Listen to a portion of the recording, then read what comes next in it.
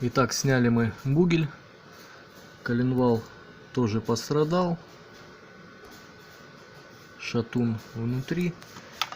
Вот они, наши вкладыши. Виновники, как говорится, торжества. Их провернуло. Выглядят они, конечно, ну, их вид говорит сам за себя.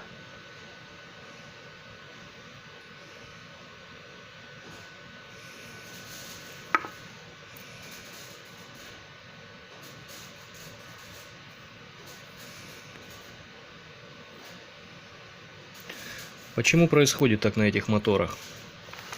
Низ мотора закрывается вот такой плитой жесткости.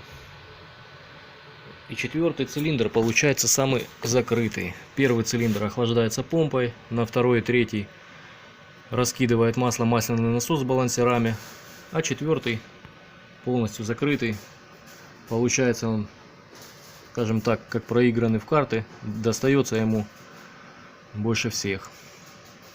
И это при таком маленьком пробеге. Вот так покупайте, люди, Kia. В подлинности пробега сомневаться не приходится, все новое, абсолютно ничего ни разу не крутилось. Но тем не менее имеем то, что имеем. Вот так, будьте осторожны при выборе автомобиля.